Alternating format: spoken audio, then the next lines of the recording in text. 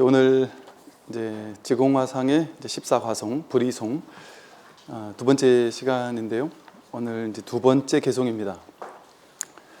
지난번 개송하고 좀 연결되는 부분인데요. 지금 우리가 하는 부분이 이제 그 불이법, 불이송이다 보니까 이제 불이법에 대한 이야기들을 이제 계속해서 하고 있어요. 지난 시간에 이제 중생은 그 돌을 닦는 법을 잘 몰라서 곧장 번뇌를 끊어 없애려고만 한다고 했어요. 그런데 오늘 개송에는 번뇌 본래 공적이라고 했습니다. 번뇌는 본래 텅 비고 고요하다. 번뇌 자체가 본래 이제 공한 것이다. 공적하다. 이제 그 말씀 드렸었죠. 이게 많은 명상단체나 우리들이 공부하다가 보면 항상 하는 얘기가 이 공부의 핵심은 법문을 듣다 보면 이제 딱 정리가 됩니다. 이 공부의 핵심은 번뇌망상을 제거하는 것이구나. 분별을 끊는 것이구나. 이렇게 생각이 돼요. 왜냐하면 이 공부 자체는 따로 깨달음을 얻는 것이 아니고요. 따로 열반 해탈을 얻는 것이 아니고 다만 분별망상을 그치면 된단 말이죠. 그러니까 분별망상만 끊어 없애면 되는구나 이렇게 생각하기 쉬워요. 이제 여기서 우리가 이제 잘 알아야 되는 점이, 첫째는 이 공부는 해탈 열반을 얻는 게 목적이 아니다. 그런 거 따로 없습니다. 본질적으로 봤을 때 해탈 열반을 따로 얻어야 된다면 우리가 나한테 지금 없는 것을 열심히 노력해서 얻어야 될 거잖아요. 근데 그럴 거는 없단 말이죠. 우리가 항상 매 순간 이 법을 늘 법과 함께라는 말도 안 맞아요. 이게 불이 있기 때문에 딱 이 법 속에 있고 법으로서 있고 모든 삶 전체가 다 이 법 하나, 마음 하나이기 때문에 이거는 뭐 없어질 수가 없는 거예요. 내가 얻지 못하는 것이 아니라 잃어버릴 수 없는 거죠. 단 한 번도 없어진 적이 없었던. 그래서 우리의 본래 면목이 완전한 부처란 말이죠. 그래서 내가 신께, 하나님께 가까이 열심히 착한 일을 하고 계율을 지키고 공덕을 짓고 살다 보면 하나님 가까이 가서 살 수 있지 않겠나, 또는 부처님의 성품을 조금 닮아갈 수 있지 않겠나, 우린 이런 생각을 하고 살지만 사실은 지금 이대로 내가 바로 하나님이고 내가 바로 부처란 말이죠. 그래서 근데 참 이게 왜 그렇게 안 느껴지냐면, 자꾸 우리는 생각을 가지고 내가 원하는 내가 그려놓은 내 인생, 그 작은 행복을 꿈꾼단 말이에요. 내가 그려놓은 원하는 삶, 내가 원하는 부처, 이런 거를 자꾸 그려놓고 그걸 향해 자기가 만들어 놓은 그림을 향해서 추구하는 거거든요. 그러니까 그거는 자기 마음속에 밖에 없어요. 자기 생각 속에 밖에 없어요. 자신이 생각으로 만들어 놓은 거니까. 부처는 그런 게 아닙니다. 그래서 일단 이제 깨달음의 마음이 있는 사람이라면, 첫째, 깨달음에 대한 자기가 마음속으로 그려놓은, 생각으로 그려놓은 허망한 착각이 없어야 돼요. 허망한 깨달음에 대한 상이 없어야 돼요. 법상, 법에 대한 상. 깨달음은 이런 걸 깨달음이라고 해. 깨닫고 나면 내가 사람들을 척 보면 전생까지 훤히 꿰뚫어 보고, 그 사람이 무슨 생각하는지도 훤히 알고, 그 사람이 성공할 수 있게 탁 조언도 해줄 수 있고, 이런 걸 깨달음이라고 생각하거나, 신통자제함을 깨달음이라고 생각하거나, 이런 것을 깨달음이라고 여기게 되면 우리는 이제 그런 깨달음을 찾아 나서거든요. 그러면 그런 깨달음을 주겠다는 사람을 만나게 된단 말이에요. 그러면 이제 인생 참 망하는 거예요. 그런 사람을 찾아 나서서 그런 사람을 만나면, 그런 사람은 신통자제함을 준다고 얘기할 거 아니겠어요? 근데 그건 진짜 깨달음이 아니기 때문에 사기당하기 딱 좋죠. 그런데 이제 찾아다니게 된다면. 이 불교에서는 그런 것을 보장해 주지 않습니다. 그런 뭐 내가 신통자재해진다든지 미래가 아름다워진다든지 내가 원하는 대로 뭐든지 다 할 수 있다든지 마음먹은 대로 무엇이든 이룰 수 있다든지 그런 것을 보장해 주지 않아요. 그래서 물론 이제 뭐랄까 불교의 방편에서는 꼬신을 하고 이제 방편의 법문에서는 그렇게 얘기하죠. 마음 먹으면 다 할 수 있습니다. 부처님께 기도하면 다 이룰 수 있습니다. 방편으로는 그렇게 얘기할 수 있죠. 근데 그건 어디까지 방편이에요. 솔직히 말씀드리면 부처님한테 기도한다고 다 이루어지지 않아요. 왜? 내가 기도해서 원하고자 하고 얻고자 하던 그것은 내 생각으로 원하는 거잖아요. 부처님이 중생들이 자기 생각으로 원하는 것을 부처님께서 다 이루어주는 그런 분이 부처님이겠어요? 그러면 이 세상은 끝장납니다. 모든 사람이 전부 다 부자 되고 싶고 그럴 텐데 전부 다 그런 세상을 어떻게 이 세상에서 구현할 수 있겠습니까? 유한한 자원이 있을 수밖에 없는 이 지구 땅 위에서 어떻게 우리 모두가 꿈에 그리는 그런 삶을 다 살 수가 있겠어요? 불가능한 것이죠.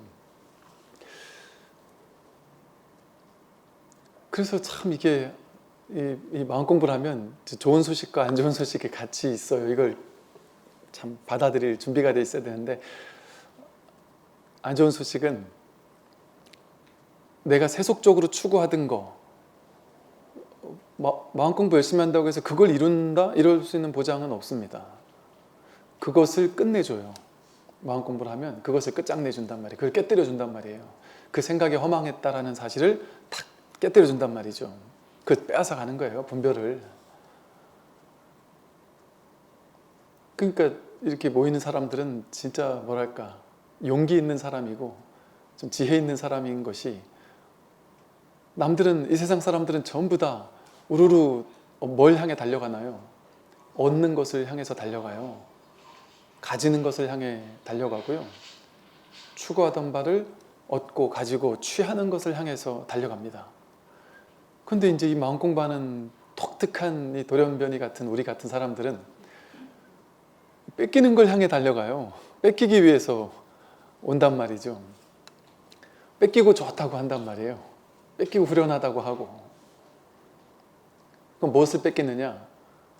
우리 안에 있는 삿된 불교 전통적으로 그것을 마장, 마구니 이렇게 표현을 해요. 뭐가 마장이고 뭐가 마구니일까요? 내 안에 있는 자기 분별이 마구니고 마장이에요. 그래서 자기 안에 있던 그 분별 망상을 뺏기는 것이 바로 절이라는 것이죠. 마음 공부하는 것이고. 그것을 뺏기고 나면 이 에고가 죽어요. 아상이 죽어요. 아상이 원하는 게 아니에요. 그거는 내가 뭔가 나를 치장하고 나를 늘리고 내 것을 많이 갖고 아상을 확장하는 삶을 살아오다가 그 아상이 에고가 확장되는 삶을 막 향해 달려가다가 이게 이제 무너지는 거라는 거죠. 근데 이 아상과 에고가 무너질 때 이걸 내가 마땅히 무너뜨리겠다라고 용기 있게 선택을 할 때 그때 이 자아가 무너지면서 그 진정한 자기를 비로소 만날 수 있는 거예요. 진정한 자기는 늘 100% 드러나 있지만 그 진정한 자기가 삶을 살고 있거든요. 보고 듣고 맛보고 견문각지하고 살고 있는데 우리는 그 진정한 자기를 보지 못하고 헛된 허망한 자신, 분별망상의 자기 그것만 보고 살았다 보니까 지금까지 우리 삶이 힘들고 괴로웠단 말이죠. 그래서 진실에 눈 뜬다는 것은 없는 진실을 억지로 찾는 거면 우리가 정말 절망스러울 거예요. 찾기 어려울 수도 있잖아요. 못 찾으면 어떡할 거예요? 또 좀 근기 센 사람은 금방 찾을 텐데 우리 같은 사람은, 나 같은 사람은 근기가 약해서 못 찾을지도 모르잖아요. 앉아서 참선 한번 시작하면 막 10시간, 20시간 꼼짝도 안 하고 버티는 사람은 빨리 찾을 텐데 우리같이 한 1시간만 있어도 허리가 아픈 사람들은 못 찾을 수도 있는 거 아니겠어요? 그러면 절망스럽잖아요. 근데 그런 게 아니란 말이에요. 다행스럽게도 오래 앉아있는 거하고는 전혀 상관이 없다니까요. 공부 오래 한 것하고도 상관없고, 왜? 이미 얻어진 거를 확인하는 거기 때문에, 이미 자기를 확인하는 거기 때문에. 없는 거를 얻으려고 하면은 특출나게 능력 있는 사람만 없겠지만, 이건 그런 게 아니기 때문에.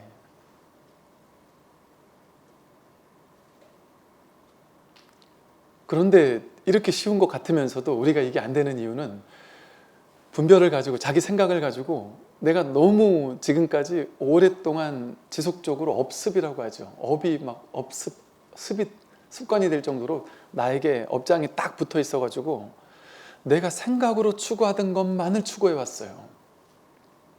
그게 깨져야 됩니다. 첫째, 그게 허망한 줄 알아야 되거든요. 그리고 막 화려하고 대단하고 멋지고, 이게 처음에 공부를 하는 사람들은 전부 다 이 깨달음을 찾고자 하면서 뭘 꿈꾸냐 하면, 내가 깨달아 가지고 인생 한 방 그냥 뒤바꿔 봐야지, 이 생각해요. 로또 당첨되듯이. 내가 저 사람들보다 지금 나는 못났고 학벌도 경제력도 뭐 모든 게 못났는데 내가 깨닫기만 해봐라 그러면 인생 뒤집어진다. 너희들 다 내 밑이다. 내가 깨닫고 나면 나는 부처가 된다. 너희들은 이런 공부 모르지. 내가 깨달아서 너희들 코를 납작하게 해주겠다 하면서 한 방 내가 깨달아서 인생 한번 탁 멋지게 바꿔봐야 되겠다, 이런 마음으로 처음에는 이 공부 시작한단 말이죠. 그러니까 그런 마음으로 시작하다 보니까 처음에 법문을 듣다 보면 당황스러워요. 절망스럽고 도망치고 싶고 내가 원하던 게 이게 아닌데 싶기도 하고, 그러다가 이제 그게 아니었구나. 이 내가 무너지는 걸 받아들이고 내가 견고하게 그동안 쌓아 올렸던 이 분별의 엄청난 그 수미산을 넘는 분별의 구조를 내가 무너뜨리겠다라고 마음을 내고 나면 그게 어렵지가 않습니다. 왜냐하면 우리가 분별을 쌓아 올린 건 어떤 정신으로 쌓아 올렸을까요? 우리는 중생의 마음으로 중생의 분별심을 자꾸 쌓아 올렸잖아요. 그러니까 예를 들어 여러분이 탐진치 삼독이라고 하는데, 탐내는 마음이 첫 번째잖아요. 욕심. 나가 있으니까 내 거를 늘리고자 하는 인생을 지금까지 살았잖아요. 무슨 정신으로 그렇게 쌓았을까요? 내 걸 늘리고자 하는 마음을? 중생의 마음으로. 즉 내가 어릴 때 만약에 여러분들 예를 들어 지금 연세가 있으시니까 지금 내 인생의 목표가 예를 들어 경제력이 몇 억을 버는 거고, 또 서울에 집을 사는 거고, 예를 들어 그런 거라 친단 말이에요. 그러면 여러분 10대 때도 그랬냔 말이에요. 10대 때는 그런 욕심 없었잖아요. 10대 때는 몰라요. 사람들이 자기가 능력 있는지 없는지도 모르고 내가 얼마만큼 잘 사는지도 모르고, 그러니까 그때는 욕심이 작았단 말이에요. 살다 보니까 공부를 해보니까 성적이 썩 잘 나오니까 욕심이 생기는 거예요. 나 인서울 할 수 있겠는데 싶다가, 스카이 같은 데 갈 수 있겠는데 싶다가, 그런 데도 갈만하면 대기업 갈 수 있겠는데, 이렇게 욕심이 점점 늘어나면서 탐심이 자꾸 늘어나죠. 야, 나는 이 정도 사람은 돼야 돼. 이런 식으로 탐심을 자기가 중생의 마음으로 이렇게 자꾸 취한 거잖아요. 내가 취한 거잖아요. 그러니까 이 분별심을 내가 부처였을 때 취한 게 아니라 중생의 마음으로 욕망을 자꾸 취했잖아요. 쌓았잖아요. 그 말은 무슨 말이겠어요? 이걸 내가 쌓았기 때문에 내려놓을 수 있는 사람도 나죠. 내가 분명히 내려놓을 수 있죠. 내가 쌓았으니까 내가 내려놓을 수 있는 거예요. 내가 붙잡은 거는 내가 내려놓을 수 있어요. 누가 하겠습니까? 그런데 내가 이걸 내려놓을 마음이 없는 거지. 이걸 내려놓을 준비가 안 됐고 마음이 없는 거지. 내려놓으려고 마음만 먹으면 내려놓을 수 있어요. 그런데 불교에서 내려놓으라는 거는 내가 돈을 이만큼 벌었는데 그 돈 다 갖다 버려라, 이 소리가 아니에요. 나는 성공하고 싶은데 실패해라, 이 소리가 아니에요. 성공하고 돈 벌고 할 거 다 하면서도 마음으로만 내려놓을 수 있어요. 마음으로만. 이 내가 소유하고 있는 이것이 본성이 공적하구나. 본성이 본래 실제가 아니구나. 내가 이 취하고자 하는 욕망, 이게 번뇌잖아요. 근데 여기서 말했듯이 번뇌, 본래 공적이라고 하잖아요. 내가 욕망으로 막 취하려고 했던 이 생각이 본래 공했구나. 내가 가졌어도 이게 영원히 내게 아니구나. 인연 따라 잠깐 온 거구나. 그 인연이 다 하면 없어질 거 아니겠어요, 당연히. 인연 따라 온 거니까. 인연이 다 하면 사라질 수밖에 없는 공한 거예요. 본래 공적한 거예요. 그 사실을 온전히 자각을 하게 된다면 내가 취하려고만 지금까지 앞만 보고 달려왔던 인생에서 마음으로 내려놓을 수 있단 말이에요. 마음으로만 내려놔도 돼요. 그런데 이제 더 놀라운 반전은 어디에 있느냐 하면 내가 욕망과 집착을 내려놨는데도 불구하고 오히려 내려놨는데 왜 이렇게 현실은 더 잘 되지? 난 집착 내려놨는데 난 마음 공부하는 사람이라 난 그냥 직장에 가서도 최선을 다할 뿐 뭐 집착은 없는데 왜 나는 옛날에는 막 뭔 일 있을 때마다 스트레스를 그렇게 받더니 이제는 왜 그렇게 스트레스도 없고 맘 편히 하고 있는데 왜 일이 자꾸 이렇게 술술 풀리지? 이런 일이 벌어질 수도 있어요. 그럴 확률이 오히려 더 높을 수도 있어요. 어떤 거사님이 이 공부를 하다가 딱 마음을 깨달았어요. 깨닫고 나니까 뭐 집착이 없는 거예요.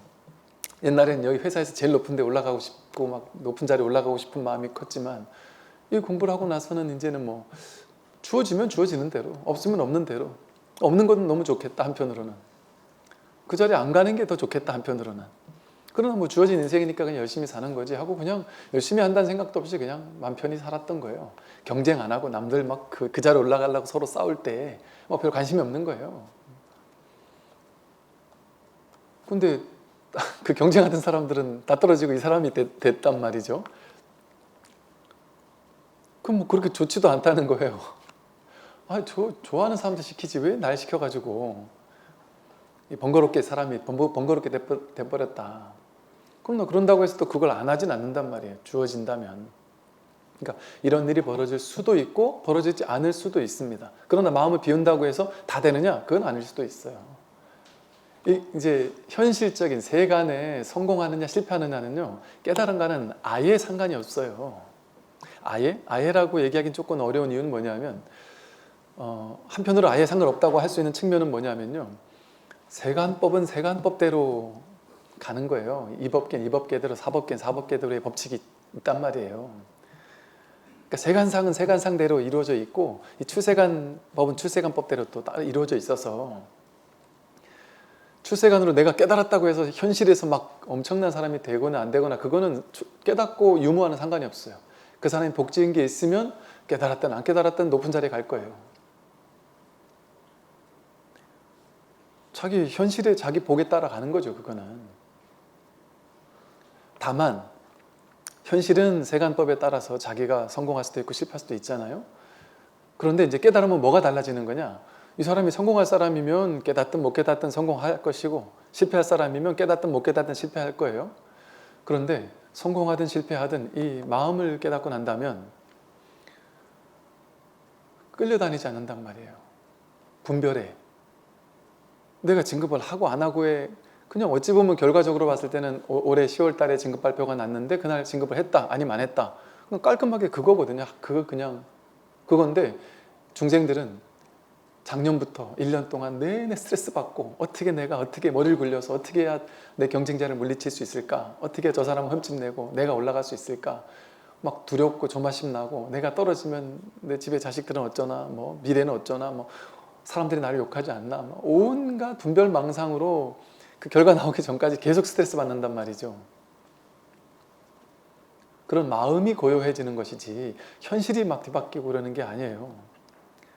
만약에 그런 거라면, 깨달음이 그런 거라면 너무 간단하게 봐도 딱 답이 나오잖아요. 부처님 인생이 막 승승장구만 했느냐, 인생이 현실적으로 봤을 때는. 부처님 교단에서 사고치는 사람이 정말 많았고요. 스님들끼리 막 장난치고 놀다가 사람 이렇게 스님들이 죽는 일들도 있었고요. 하다못해 그런 일이 있었다 그래요. 사고치는 꼭 어느 단체나 사고치는 사람들이 있거든요. 스님, 승가, 부처님 계실 당시 그 승가에는 사고치는 스님 없었겠지 싶잖아요. 그때도 있었단 말이에요. 뭐 6군 비구, 뭐 17군 비구, 뭐 이런 식으로 해서 이 사고치는 무리 그룹들이 있었어요. 그 그룹 안에서 이 스님이 저 스님을 간지르다가 너무 심하게 간지러가지고 죽었어요. 그런 일이 벌어지는 경우도 있어요. 막 온갖 사고를 치니까 그들 때문에 막 계율이 막 제정이 되기도 하고. 그러니까 부처님 제자들은 항상 원만하게만 했느냐? 그렇지 않았단 말이에요. 그때도 그랬단 말이에요. 지금만 그런 게 아니라. 어느 단체나 다 그렇죠. 부처님 인생도 참 구굴하셨죠. 부처님 가족, 친지들이 다 전쟁으로 멸망했죠.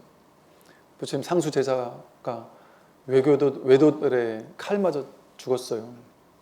아주 서글픈 일들이 많으셨어요. 부처님도. 현실로 봤을 때는 우리 인생이랑 별반 다를 게 없었단 말이에요. 우리보다 더 비참하셨어요. 어찌 보면 현실적으로 보면. 우리가 그런 모습 보고 부처님을 믿는 게 아니잖아요. 부처님 생애만 봐도 다 아는 얘기인데.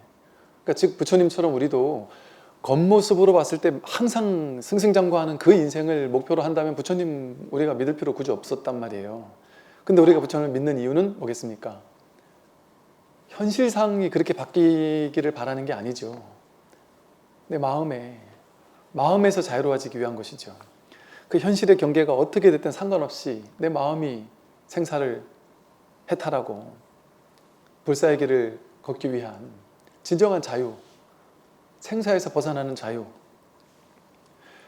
이거 현실 속에서 이번 생에서 내가 좀 더 벌고 안 벌고 성공하고 실패하고 뭐 사람, 이거는 너무 작은 거잖아요. 우리가 이런 거 뭐 고작 이거 공부하려고 여기 와 있으면 되겠습니까? 사람 좀 더 오래 사는 게 뭐 그렇게 기쁜 일이에요. 그래 봐야 뭐 80년 살 거, 90년 살고 뭐 70살 살 거냐, 50살 살 거냐, 뭐 50보 100보 뭔 차이가 있어요. 사랑한 사람이 뭐 기도하면 더 오래 산다? 그걸 뭘 그렇게 추구할 게 있어요. 그래 봐야 결국 죽을 건데.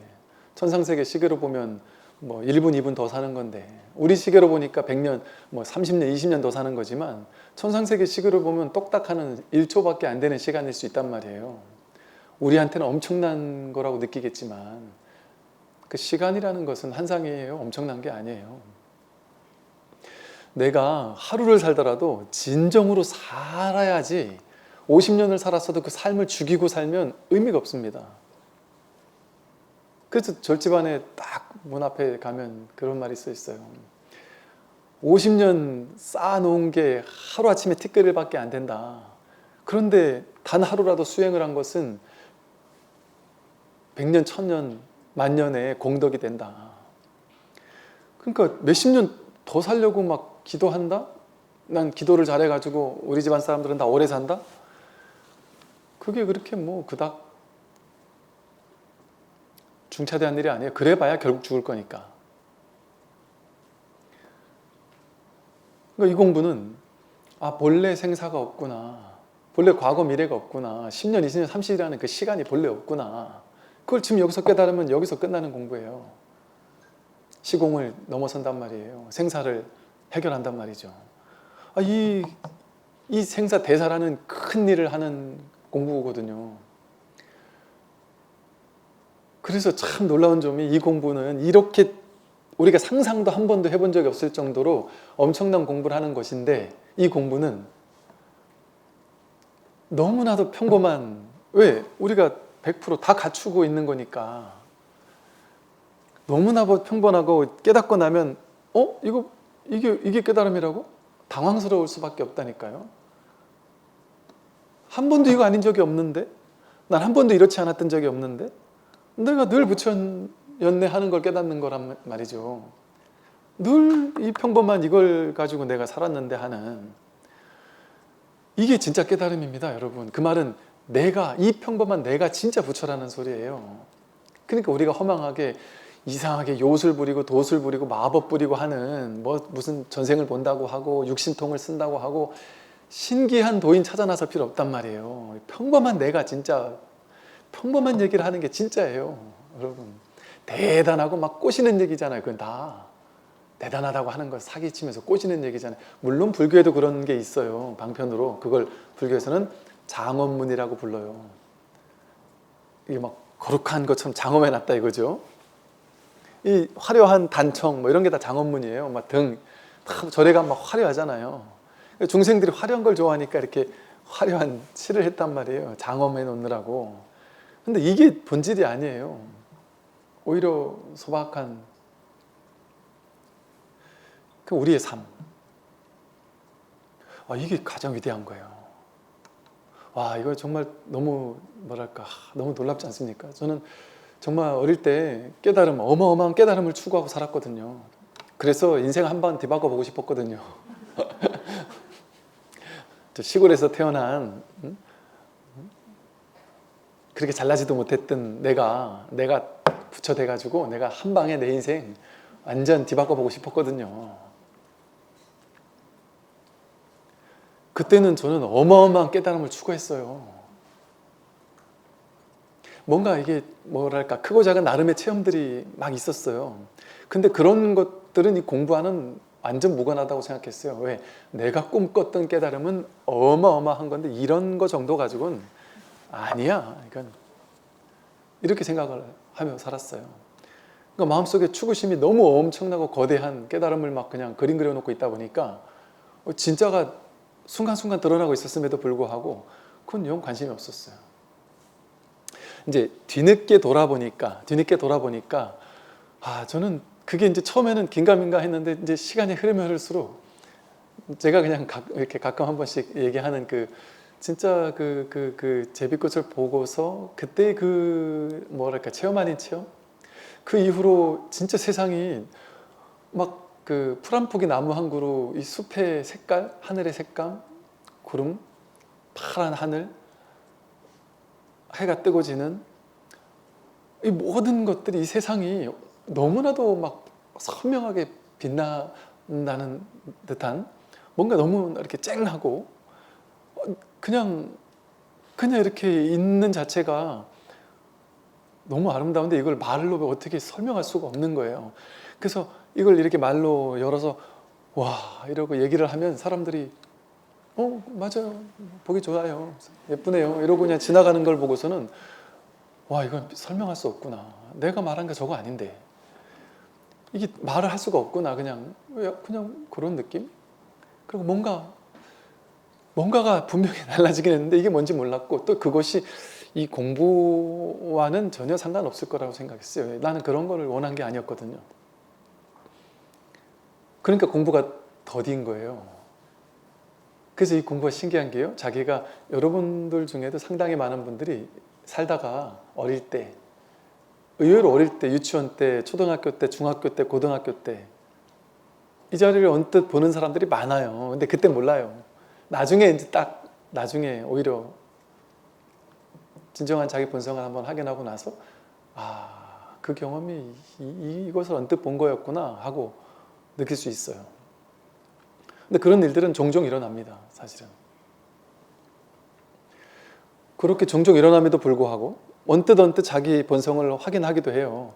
근데 그런데도 불구하고 사람이 현실이 안 바뀌잖아요.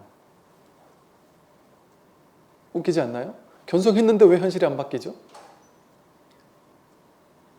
그래서 이게 발심과 정진이 중요한 거예요.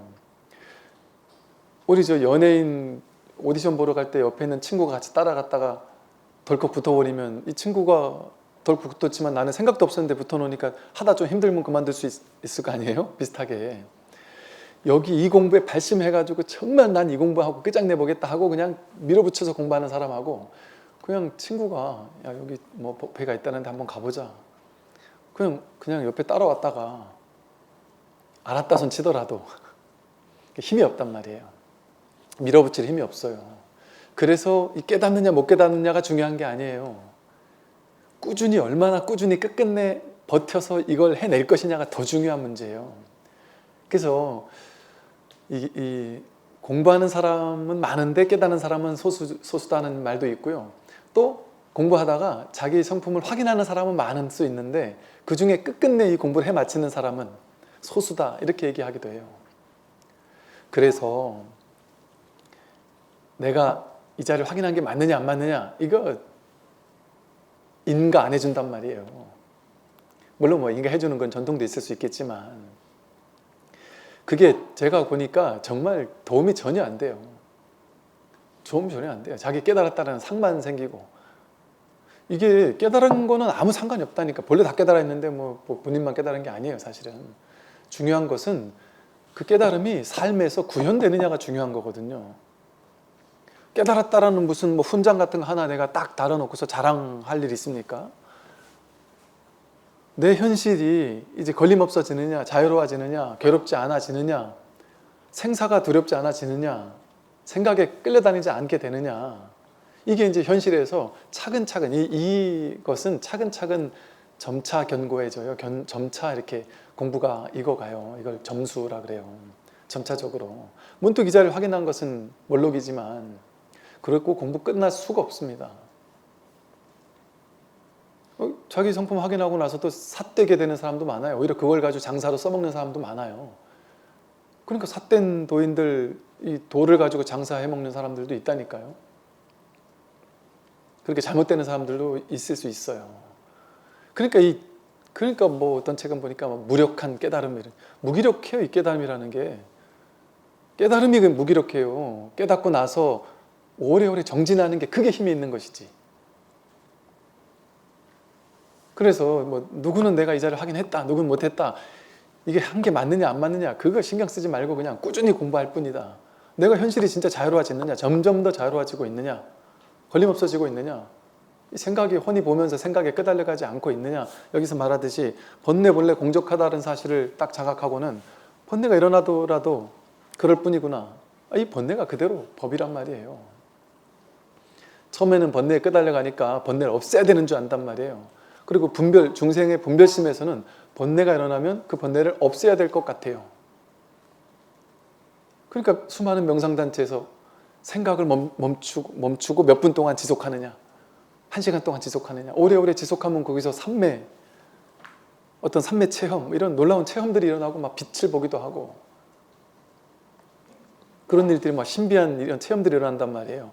그걸 귀하게 여겨서 그거 누가 더 높은 체험했느냐 가지고 이제 도력을 견줘 본단 말이에요. 그것도 뭐 나름의 막 공부일 수는 있으나 부처님 방식에 의한다면 부처님은 그런 어떤 삼매 체험의 가장 최고 체험까지 하셨단 말이에요. 색계, 무색계, 팔선이 있다. 구차재정이 있다. 8가지 색계, 무색계의 선, 천상세계, 최고 높은 천상세계 신들의 어떤 마음의식, 최고 단계 선정까지 부처님은 딱 체험했는데 모든 사람들은 그거 한번 얻어보겠다고 막 줄을 서가지고 수행하면서 스승님 인가해 주십시오. 저도 이런 걸 체험했습니다. 저는 더 높은 거 체험했습니다. 해서 막 서로 더 높은 거 체험하고 싶어서 난리를 쳤단 말이에요. 지금도 그러잖아요. 수많은 명상단체에서. 불교단체도 그렇고. 근데 부처님은 어떻게 했습니까? 최고 높은 선정 체험했는데 바로 버렸잖아요. 이거 진짜 아니네.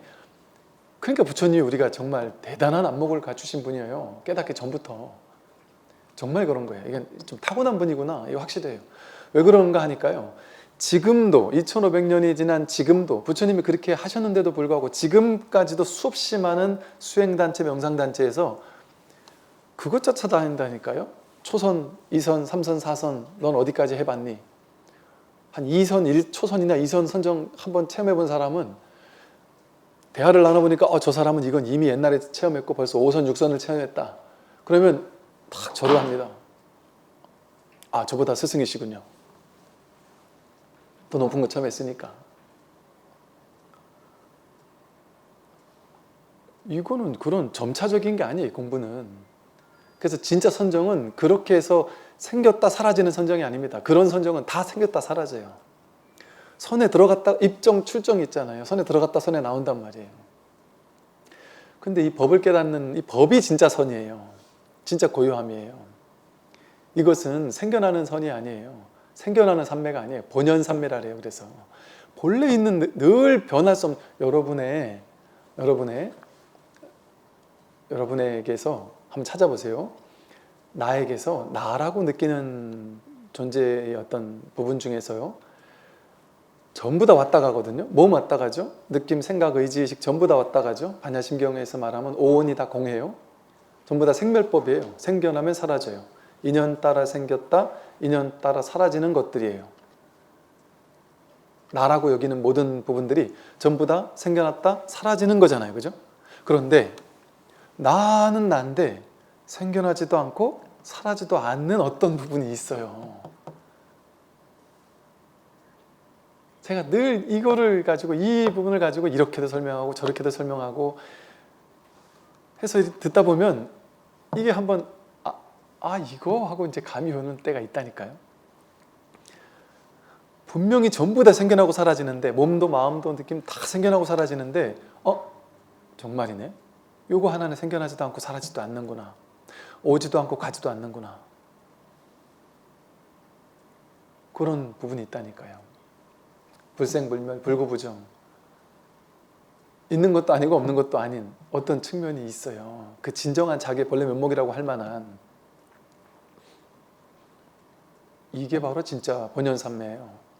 이건 왔다 가는 게 아닙니다. 늘 있었던 거예요. 언제나 우리가 우울증에 시달려서 공황장애에 시달려서 죽을 것 같은 그 순간도 이게 늘 여여하게 있단 말이에요. 그렇게 거친 파도가 몰아치고 있는 가운데 이 자리는 늘 여여하게 그것을 딱 바탕에서 지켜보고 있단 말이에요. 하늘 위에 구름은 막 먹구름이 왔다 갔다 할 수 있지만 그 하늘 배경은 투명하듯이 바다 위에 인연 따라 바람이 거세게 불면 파도가 거세게 치고, 우리 인생이 막 거셌다가 잔잔했다가 하듯이 파도가 거세게도 치고 잔잔하게도 치고 온갖 파도 물결은 치지만 바다는 늘 한결같이, 바다의 깊은 심연은 언제나 고요하듯이. 그럼 파도가 치는 그동안은 그 파도는 바다가 아닙니까? 잔잔한 파도, 거친 파도가 전부 다 그대로 바다였단 말이에요. 번뇌가 그대로 번뇌즉 보리란 말이에요. 깨달음이란 말이에요. 우리 삶에 잘 나갈 때도, 잘 풀릴 때도, 막 서글프고 괴로울 때도 항상 본연삼매 아닌 적이 없단 말이죠. 본래 자기 부처 아닌 적이 없어요. 그러니까 이 공부가 해볼 만한 공부입니다. 내가 늘 함께하고 있었던 것이고,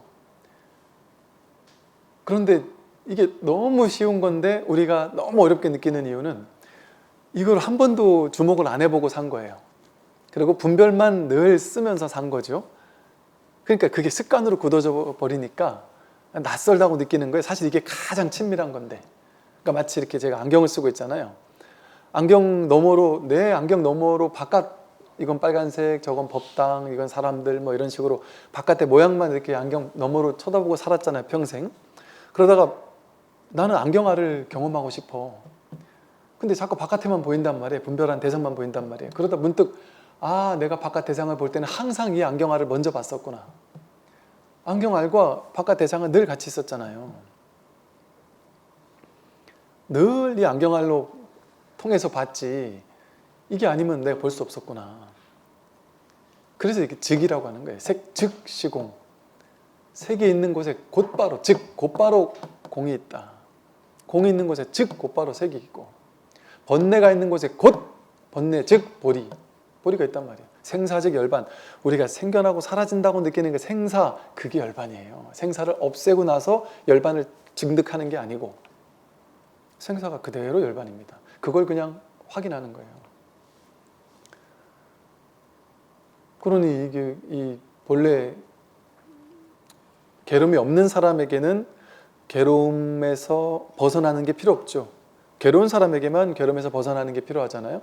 괴로움에서 벗어나는 걸 이름해서 열반해탈이라고 표현한 거예요, 불교에서. 그러니까 중생이 분별 때문에 괴로워하니까 괴로움을 없앨 수 있어. 그걸 열반이라고 이름을 임시로 가짜 이름을 붙인 거예요. 그럼 부처님에게는 열반해탈이 있을까요? 부처님에게는 애초에 괴로움이 없는데, 괴로움이 없는 존재에게 괴로움의 소멸이 필요하겠습니까? 필요 안 하죠. 그러니까 부처님이 나는 깨달았어, 나는 열반했어 이러고 살지 않는단 말이에요. 깨달은 사람이 나는 늘 법을 보고 살아 막 이러면서 막 이러면 살지 않는단 말이에요. 그냥 평범하게 살지. 따로 법이 없단 말이에요. 따로 열반해탈이 없단 말이에요. 병난 사람은 평생의 소원이 병에서 벗어나서 건강을 찾는 거잖아요. 건강을 찾는 거예요. 그러니까 아픈 사람에게는 오로지 목적은 건강해지는 거예요. 근데 살면서 한 번도 아파보지 않았던 사람은 한 번도 그런 생각을 해본 적이 없어요. 내가 건강한 사람으로 살 거야 이런 생각을 해본 적이 없겠죠. 원래 건강했으니까. 그냥 그게 당연했으니까. 그런데 한 번 아파본 사람은 너무나도 간절하게 병 낫는 걸 찾아요. 너무 간절하게 갈구해요. 근데 이 병이 없는 사람 입장에서는 이걸 왜 찾지? 이걸 왜 찾지? 나는 병 나아서 기쁘다 이런 생각 자체조차도 없는데, 병 나아서 기쁘다는 생각조차 없잖아요. 병이 없던 사람은. 그런데 병자에게는 그렇게 낫는 게 평생의 소원이고 너무나도 기쁜 일일 뿐 아니라, 죽을 병을 낫게 해준다고 하면, 예를 들어 전 재산이 5천억인 사람이 있다. 5천억 다 준다고 안 하겠어요? 당장 오늘 죽을 거라 그랬는데 죽을 병을 낫게 해준다고 하면, 그럼 이 병 난 사람 입장에서는 어이가 없죠. 이 아무것도 아닌 거를 왜 5천억씩이나 주고 산다래지? 나한텐 늘 당연한 건데, 병 나았다는 생각조차 없는데 나는. 그것과 똑같단 말이죠. 그러니까 깨달음에는 깨달음이 없어요. 중생에게 상대적으로 깨달음이라는 게 필요한 거죠. 그래서 여기 이렇게 얘기했어요. 중생은 돌을 닦을 줄 몰라서 번뇌를 끊어 없애려고만 하는데, 번뇌는 본래 텅 비고 고요해요. 그래서 번뇌가 본래 텅 비고 고요하다라는 사실을 자각하면 될 뿐이지, 그러고 나면 번뇌를 그대로 쓰고 사는 거예요. 분별을 그대로 쓰고 사는 거예요. 분별이 없어지는 게 아니에요. 분별이 있으되 분별에 끌려다니지 않는 거예요. 내가 분별의 주인이 되어서 분별을 뭐랄까 좀 효과적으로 쓰면서 살 수 있는 거죠. 효율성 있게 분별에 막 5만 가지 생각에 막 끄달려서 사는 게 아니라, 내가 필요할 때 분별을 써먹을 수 있단 말이에요. 그러니까 생각이 일어나지 않는 게 아니에요. 부처님이라고 해서 분별 다 한단 말이죠. 분별을 다 해요. 그리고 분별은 옳을 수도 있고 그럴 수 있는 게 분별이에요. 상대적인 게 분별이니까. 그러니까 부처님이 판단한 것은 100% 다 옳을까요? 부처님이 이 세상에 태어나셨는데 부처님이 판단한 건 100% 다 옳을까요? 아니에요. 현실적으로는. 법의 입장에서는 바르시겠지만 현실적으로 어떤 판단을 하셨다. 그럼 틀릴 수도 있고 맞을 수도 있어요. 왜? 틀리고 맞는 게 본래 없기 때문에. 부처님이 지금 세상에 태어났으면 선거했을 때 선거 안 하시겠어요? 선거하시겠죠. 그 1번 아니 2번을 찍겠죠. 그 부처님은 1번 찍을까요? 2번 찍을까요? 2번 찍은 사람은 1번 찍으면 부처님 그럴 줄 몰랐어. 부처님은 진리를 모르네 이럴 거 아니겠어요? 그 2번 사람들은 와 확실히 부처님은 잘 안 해 이럴 거 아니겠어요? 부처님이 절을 지신다면, 예를 들어 뭐 도배를 하면 벽을 무슨 색깔로 할까요? 하면 부처님이 무슨 색깔로 하자 선택하지 않겠어요? 그럼 그 선택이 모든 사람을 다 충족시키겠어요? 어떤 사람은 그래도 멋있게 단청을 하자 이럴 것이고, 어떤 사람은 심플하게 그냥 하자 이럴 텐데, 어떤 사람은 A를 원하고 어떤 사람은 B를 원할 거 아니에요? 그러니까 선택하는 건 항상 옳고 그름이 있어요. 그러니까 부처님은 선택한단 말이에요, 다. 그러나 하되 함이 없이 하는 거예요.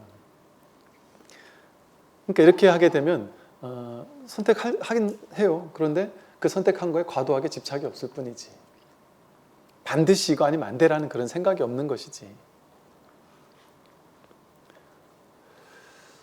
그래서 이 번뇌는 본래 텅 비고 고요하다는 사실을 확인할 뿐이지 번뇌 자체가 없어지는 게 아니에요. 그래서 응무소주 이생기심, 머무는 바 없이 마음을 낸다. 그 번뇌, 그 생각을 일으키지만 그 생각에 집착하는 바 없이 그 생각을 내는 거지, 생각조차 내지 않는 것은 아니다. 그러니까 우리도 마찬가지죠. 현실에서 무엇이든 마음을 다 내고 삽니다. 사는데 과도하게 집착하는 건 어느 것도 없다.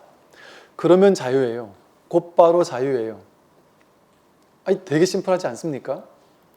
뭐 그렇게 대단한 깨달음을 추구해요. 과도하게 집착하지 않을 수 있으면 지금 여기서 자유 아닌가요? 지금 여기서 되지 않았나요? 자식하고 왜 싸워요? 부모는 내 생각이 있으니까 넌 이렇게 좀 해. 자식은 하기 싫어. 내 생각이 옳다고 생각하니까 자식하고 싸우잖아요. 내가 자식을 이해를 못하겠으니까. 이해 못하는 게 당연하죠. 이 자식에게 집착했으니 내 자식이야 라는 집착했으니까 내 자식이 어떻게든 잘 됐으면 좋겠고, 그런데 내 생각에서 잘 되는 게 잘 되는 거라고 나는 믿는단 말이에요. 그들이 잘 되는 건 다른 걸 수 있단 말이죠. 그러니까 얘가 내 거, 내 소유, 내 자식이 아니라 인연 따라 피어난 한 송이 꽃이구나. 나는 그냥 인연 따라 얘를 이렇게 뒷바라지하는 역할을 하는 사람이었구나. 그러니까 뭐 하다못해 법륜 스님은 그런 표현을 방편으로 그렇게 설명하시죠. 경제적으로 뒷받침해 줄 때까지 한 20대 초반쯤 경제적으로 독립하면 이제 완전히 독립적인 개체다. 부모님이 그래서 이런 표현을 쓰셨어요. 옛날에 그것도 법륜 스님 하신 말씀이신가? 그 부모님이 내 눈에 뭐 흙이 들어가기 전에는 절대 나는 이 결혼 반대야 이러면은 흙을 집어서 눈에다 탁 집어넣고서라도 내가 하고 싶은 거 하라고 뭐 이런 식으로 설법을 하셨다니까 옛날에. 그런 방편을 왜 썼냔 말이죠. 그 얼마 전에 제가요, 저 워낙 그런 분들 많이 뵈니까 60, 70, 80 되신 노보살님들, 80 넘은 노보살님께서 근데 보기엔 젊어 보이세요. 그래서 연세를 저는 잘 몰랐죠. 노보살님께서 애인 것처럼 우리 애가 너무 어리고 애 같아가지고 아무것도 모른다라면서 세상에 나가서 어떻게 저 순진해가지고 어떻게 살지 모르겠다라면서 한 걱정을 하면서 너무 걱정을 하시길래 저는 한 20대 애인 줄 알았어요. 그래서 걔가 뭐가 그렇게 힘든데요? 그래서 걔가 왜 그렇게 힘든데? 그랬더니 걔가 나이가 몇인데? 그랬더니 걔가 아니더라고요. 60대 중반이신 거예요, 아들이. 그래서 내가 깜짝 놀래가지고 죄송합니다. 근데 그 할머니 눈에는 60대 중반이시고 큰 회사를 이렇게 나름 운영도 하시고 돈도 잘 버시는 분이세요. 그런데 그게 그렇게 걱정이 되시는 거예요. 근데 그게 진심이더라고요. 너무 진심으로 평생을 자식들을 그렇게 걱정을 한단 말이에요. 그게 자식들을 망친다니까요.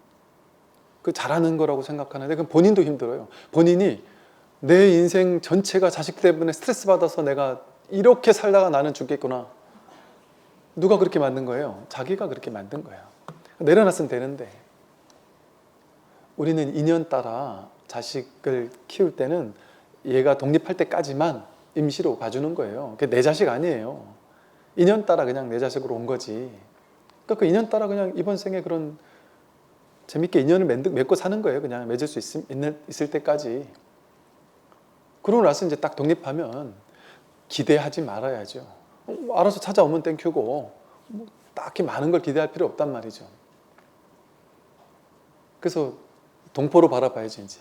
동포인 것처럼 그냥 같은 동포구나 하고. 그럼 집착이 없단 말이죠. 그럼 기대하는 게 없어요. 바라는 게 없어요.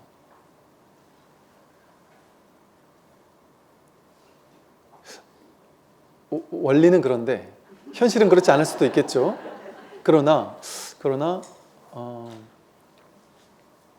제가 별의별 사람 다 만났다 그랬잖아요. 부모님이 부모의 자식 사랑은 그거는 어쩔 수 없어요 그러잖아요. 꼭 그렇진 않아요. 제가 만난 사람들 보면 부모님이 어떻게 그럴 수 있지 싶을 정도로 자식을 완전 진짜 내팽개치는 부모님들도 있어요. 별의별 사람이 다 있죠. 어쨌든 돌아가서요. 핵심은 내가 붙잡고 있어요. 내가. 그 연세가 그렇게 많이 드셔도 자식을 내가 붙잡고 있단 말이에요. 붙잡고 있는 이 마음을 탁 내려놓으면 내 뜻대로 어차피 안 되거든요. 자식은. 내 인생도 내 뜻대로 안 되잖아요. 내가 부자 되고 싶지만 안 되는 사람은 안 되잖아요. 그럼 자식 인생 내가 내 뜻대로 되겠습니까? 안 되는 게 진실이에요. 내 뜻대로 안 됩니다.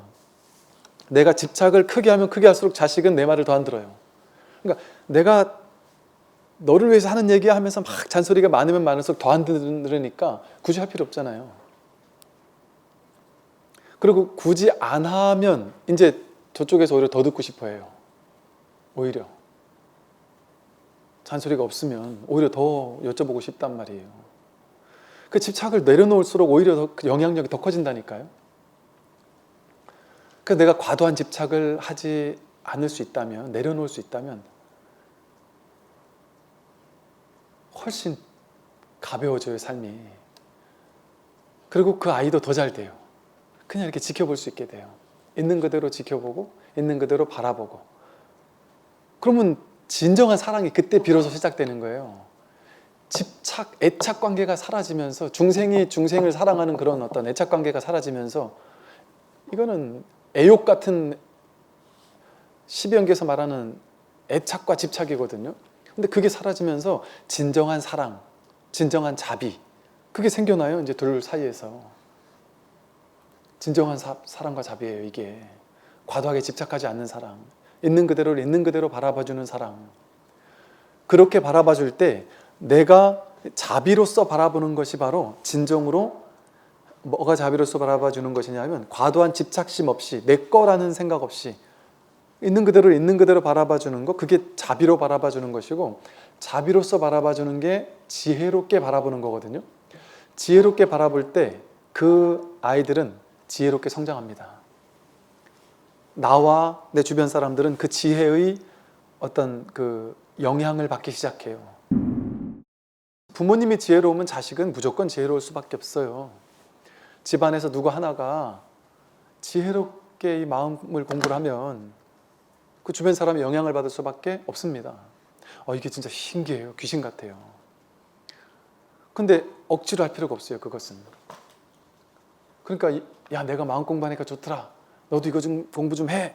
싫은데요. 좋다니까 좀 해. 이럴 필요 없단 말이에요. 굳이 안 해도 내가 그냥 서서히 바뀌면 그러니까 저절로. 근데 이게 빨리 안 바뀔 수도 있어요. 그걸 기다려줘야 돼요. 왜냐하면 아무리 좋은 것도 내가 단박에 바뀌었다고 남들도 단박에 안 바뀔 수 있어요. 저마다의 자기 인연이 있기 때문에. 시절 인연이 딱 맞아야지 이게 귀에 들어오지, 이게 귀에 안 들어온다니까요. 아직 인연이 다 안 맞는 사람, 이 공부랑 인연이 아직 안 된 사람들은. 그래서 이게 정말 그렇습니다, 여러분. 제가 이게 참 많은 이렇게 확 얘기를 못하지만 이게 진짜 많은 임상 실험을 제가 직간접적으로 보니까 진짜 내려놓으면 내려놓을수록 나도 자유로워지고 자식도 자유로워지고 훨씬 서로가 좋아요. 그 지금 문제가 없어져요. 문제가 사라져요. 모든 문제를 다 내려놔 보세요. 분별로 내가 쥐고 있던 걸 다 내려놔 보세요. 그리고 이렇게 펼쳐져 있는 삶을 그냥 허용해 보세요. 그 문제가 사라져요. 지금 여기서 문제가 해결됐다니까요. 그럼 나 이렇게 살면 돼요. 이 최악의 괴로움이 죽는 거 아니에요. 최악의 괴로움이 죽는 거 아니겠어요? 병드는 거 아니겠어요? 스님, 그러다가 병들고 죽으면 어떻게 해요? 병들고 죽을 때가 되면 병들고 죽어야 돼요. 누구나 부처님처럼. 안 그래요? 나에게 달린 일이 아니에요. 내가 의지로 난 죽어도 안 죽을 거야. 절대 병들지 않을 거야. 교통사고 절대 안 날 거야. 안 된다니까요. 내가 그렇게 맘먹는다고 되는 게 아니에요. 인연 따라 사는 거예요, 우리는 어차피. 어떤 사람이, 여러분, 어떤 사람은 한 20살까지 살다 죽고, 어떤 사람은 30살까지 살다 죽고, 40까지, 50까지, 60까지, 70까지, 80까지, 어떤 사람은 100살 넘게 살다 죽잖아요. 내가 분별한 거죠. 오래 살수록 좋은 거야. 젊었을 때 죽으면 비참한 거야. 자기 생각이잖아요. 짐승이, 어떤 짐승은 오래 살고 어떤 짐승은 빨리 죽어요. 나무도 어떤 나무는 오래 가고 어떤 나무는 빨리 베어져요. 그게 좋고 나쁜 게 있겠습니까? 그냥 의미가 없어요. 거기는 빨리 죽는 게 무슨 괴로움이고 오래 살다가 죽으면 행복이고 뭐 이런 게 없어요. 그건 사람의 분별이에요. 그냥 이 우주 법계는 그냥 인연 따라 오고 인연 따라 갈 뿐이에요. 그래서 인연 따라 오는 것도 아름답잖아요. 사람의 태어남이 아름다운 것처럼. 그런데 인연 따라 가는 것도 모든 돌아가시는 미 아름다움이에요. 인연 따라, 인연생은 인연멸하거든요.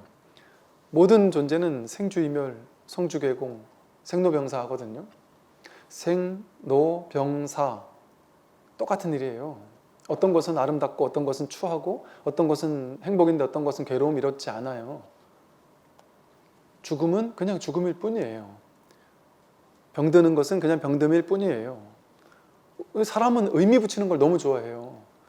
그래서 어떻게 죽은 건 막 괴로운 죽음이고 비참한 죽음이다. 이거 사람의 분별이에요.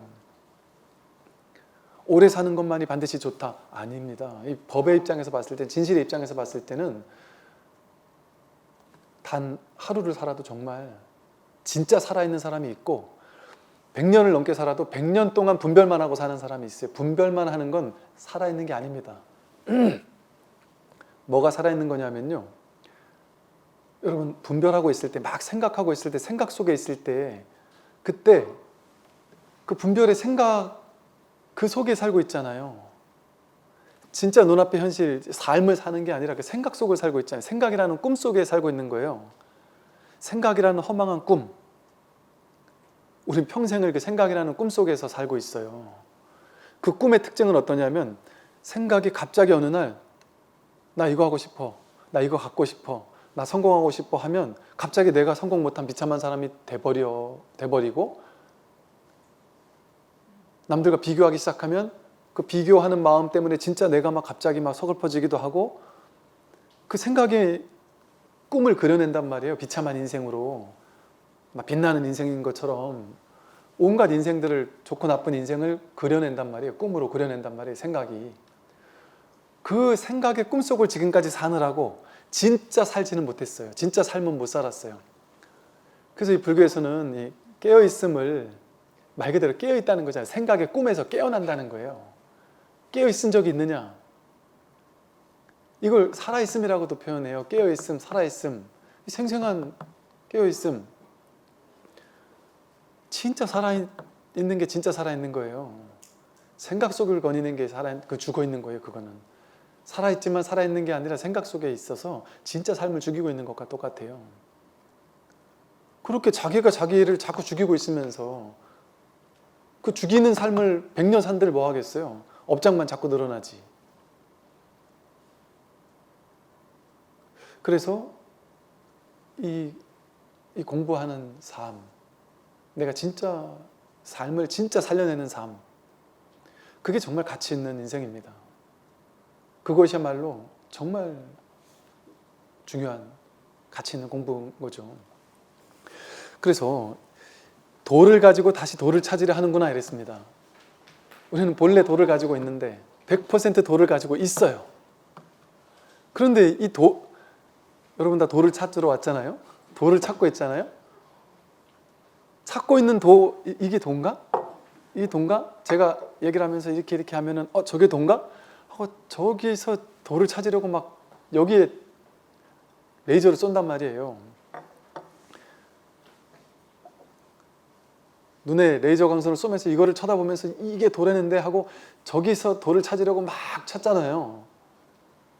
근데 그걸 한번 돌이켜서 갑자기 집중해가지고 저게 도라는데 하고 막 저기서 찾는 마음을 문득 돌이켜서 찾고 있는 이놈, 찾고 있는 자기로 돌아간단 말이에요. 찾고 있는 그놈이 법이에요. 내가 깨닫고 싶은데 깨달아서 찾으려고 하는 그 깨달음은 내버려 두고, 그게 깨달음이라는 거는 허망 없다 그랬잖아요. 그 깨달음은 내버려 두고 깨달음을 찾는 그놈이 어디 있냔 말이에요. 그놈이 있으니까 지금 깨달음을 찾고자 하는 거 아니겠어요? 그 법을 가지고, 그 마음을 가지고 지금 깨닫고자 하는 거 아니에요? 그 마음이 있다라는 것 자체가 벌써 내가 지금 마음을 쓰고 있다는 거예요. 마음이 구현되어 있다는 거예요. 그 마음을 가지고 지금 마음을 찾으려고 하고 있으니까. 그러니까 찾으려고 하는 그 마음은 둘째치고 내가 찾고 싶어하는 이 마음을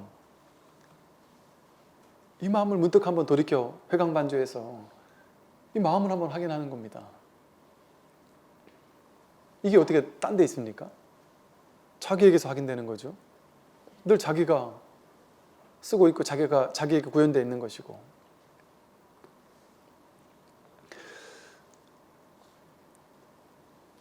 한 생각, 마음이 바로 이것인데 어찌 다른 곳에서 찾으려고 하느냐. 한 생각, 마음, 한 생각 일으키는 마음, 이게 바로 그거란 말이에요. 번뇌를 일으켰을 때, 번뇌를 일으키는 이게 바로 그 마음이에요. 본 마음이에요. 번뇌를 일으킬 때도 또 일념 할 때 념을 생각이라고 해석 안 하고 순간 이렇게 해석할 수도 있어요. 한순간, 모든 순간에 일으키는 그 마음이 바로 이거란 말이에요. 여기서 이제 이 즉시라고 했잖아요. 시 이런 표현을 썼어요. 일념 지심 즉시 이랬단 말이에요. 한 생각이, 한 순간이, 한순간의 마음이 곧바로 이것이다. 시 이랬단 말이에요. 시 혹은 뭐 차 이런 식의 한문에서는 표현을 써요. 이러니까 이제 이 법의 안목이 없는 사람들이 이 선어록들을 해석하면 이 뭔 말인지 몰라요. 그냥 대명사로 그냥 이것인데 이렇게 나오니까 이건 뭐지? 앞에 얘기했던 앞에 얘기했던 도를 얘기하나? 그래서 이걸 뭐 한 생각 마음이 바로 도인데 뭐 이런 식으로 얘기를 뭐 이렇게 해석을 하려고 했으죠. 근데 이 선사 스님들은 항상 이것 이렇게 표현했어요. 시, 차 이런 표현을 가지고 이것 이렇게 했단 말이에요. 이것 이랬단 말이에요. 도대체 이게 뭐야? 저것이나 그것 이러면 저쪽에 있거나 그쪽에 있는 뭔가 같잖아요. 근데 이것, 이 말은 이것이면 여기 있는 것 같은 느낌이란 말이에요. 뭔지. 근데 이것이라는 것은 특정한 어떤 하나를 지칭하는 게 아니에요. 어떤 특정한 모양 있는 무언가를 지칭하는 게 아니에요. 여기 저기 있는 어디에 있는 저쪽에 있는 게 아니라 이쪽에 있는 건가? 이것이 아니에요. 이쪽에 있는 저쪽에 있는 그게 아니라 여기서 이것이라고 하는 것은 왜 이것이라고 할 수밖에 없느냐? 어떤 말로도 이것을 설명할 수 없으니까, 표현할 수 없으니까 이것을 뭐 본래 면목, 주인공, 불성, 자성, 신, 부처 뭐 뭘로 표현해 열반 해탈 뭘로 표현할 수도 있겠지만 그거는 언어 개념이라서 탁 들어맞지 않는단 말이에요. 그럼 어쩔 수 없이 이것이라는 이렇게 부를 수밖에 없는 측면이 있단 말이죠. 왜? 이것은 굳이 말로 표현한다면 이쪽이나 저쪽에 있는 무언가가 아니에요. 통으로 둘이 아닌 이 전체 삼천대천세계 전체를 그냥 하나로 가리키는 거예요. 이 전체를 가리키는 거예요. 가리키는 바로 이거란 말이에요. 가리키는 놈도 이거고 가리키는 것도 이거란 말이에요. 삼라만상 삼천대천세계 전체를 그냥 전체 뭐랄까 뭐 바탕 배경 이렇게 표현할 수도 있고 그냥 즉이니까 이걸 뭐 굳이 이렇게 또 바탕 배경 이러면 바탕 배경이라는 이미지를 가지고 겉에 드러난 거 아니라 그 바깥 이면에 있는 배경으로 숨겨져 있는 무언가인가 이렇게 또 생각한단 말이죠. 그거 아니에요. 그냥 곧장 드러난 이거지. 즉이지 즉. 그냥 곧장 드러난 이대로예요.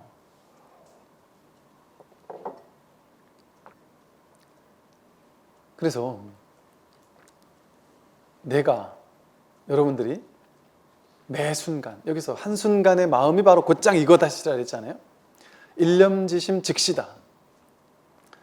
모든 순간에 우리가 모든 순간에 한 생각 일으킬 때, 볼 때, 들을 때, 느낄 때, 밥 먹을 때, 맛을 볼 때, 감촉을 느낄 때, 생각할 때 행주자와 어묵동정 간에 견문각지할 때 견 보고 문 듣고 각 느끼고 깨닫고 지 뭔가를 알고 매 순간 모든 순간에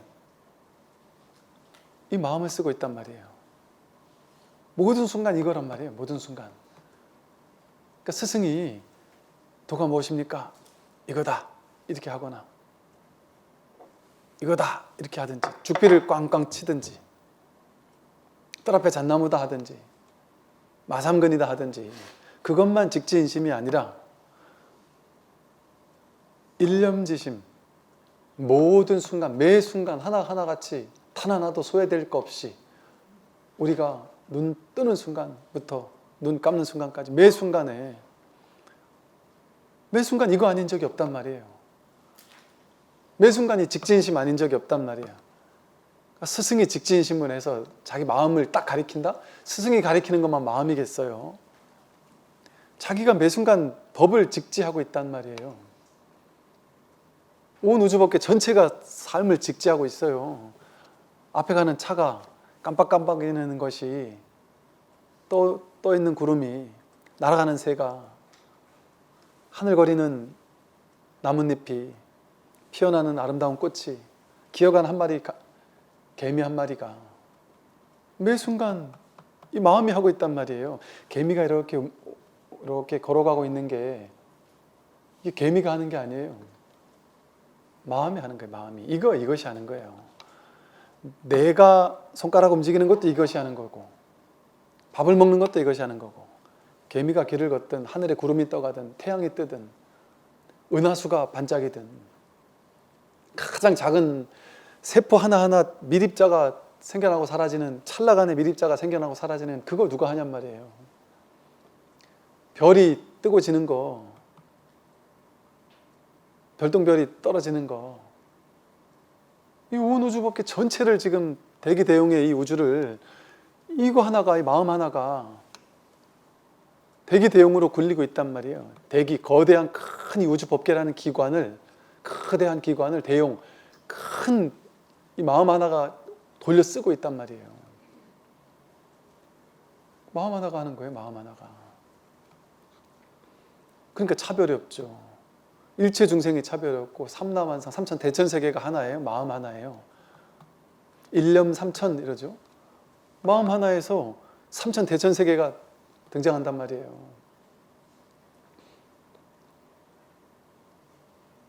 실제가 그렇지 않나요, 여러분? 여러분, 이 온 우주가 여기서 내가 한 생각 떠올려야, 여기서 지금 한 생각 일으켜야 우주가 나타나고, 우주 이럴 때 우주가 탁 등장하고, 내 고향 하면 고향이 갑자기 이미지로 쫙 펼쳐지고, 미국, 전쟁, 역사, 과거의 역사, 여기서 한 생각 일으키니까 일어나잖아요.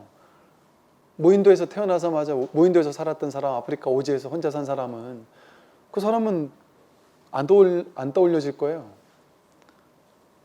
그 사람은 우주가 뭔지, 역사가 뭔지 모를 거예요. 전쟁이 있는지 없는지도 모를 거예요. 미국이 뭔지, 세계 경제가 어떻고 모를 거예요. 우리는 그냥 배웠으니까, 주소서로 배운 게 있으니까 그 업식 따라 그런 게 많은 이미지가, 더 많은 이미지로 업식이 쌓인 거죠. 이게 식의 증장이라 그래요. 인식이, 의식이 자꾸 우리는 증장된 게 많으니까 그걸 가지고 진짜 이런 세계가 막 어마어마한 세계가 있나 보다, 그렇게 여긴단 말이에요. 근데 그 모든 세계가, 내가 지금까지 배웠던 모든 세계가 여기서 한 생각 일으키지 않으면 그게 생겨날 수 있습니까? 다 여기서 일어나는 일이에요. 자기 일이에요, 자기 일.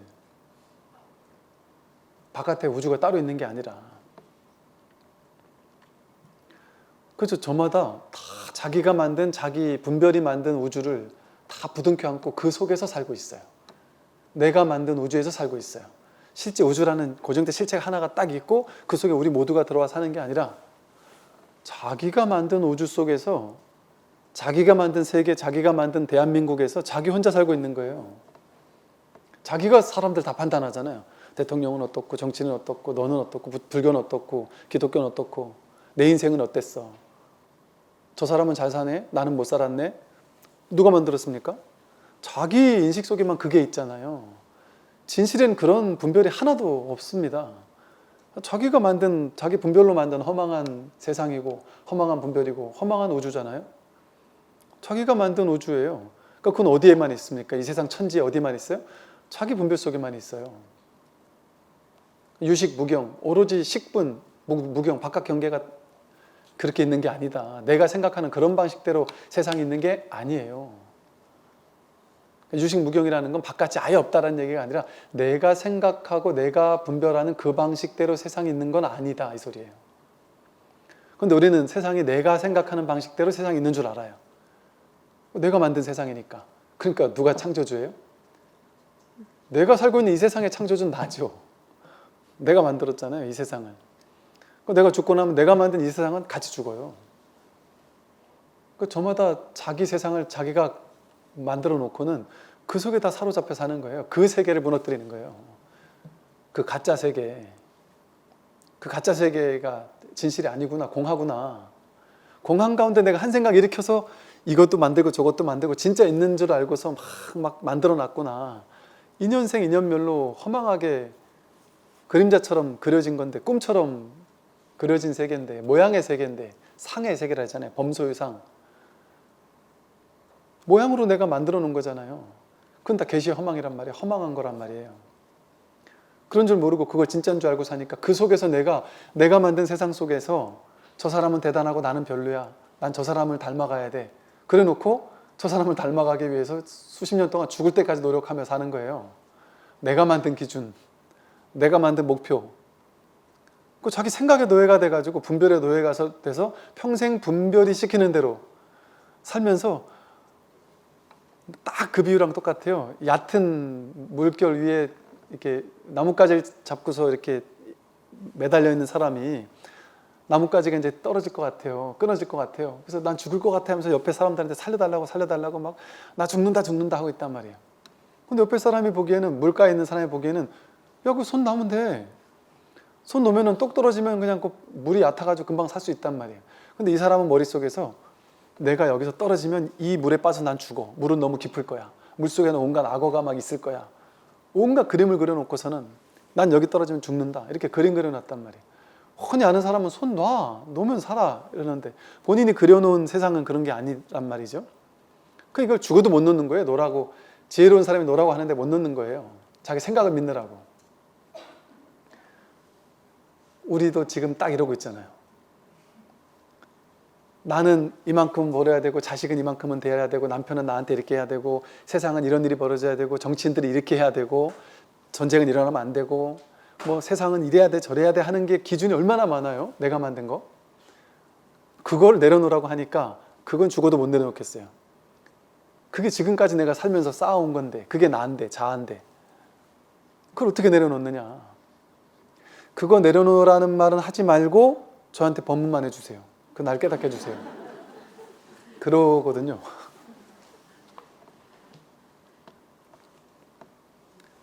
그러면 행복해질 수가 없죠.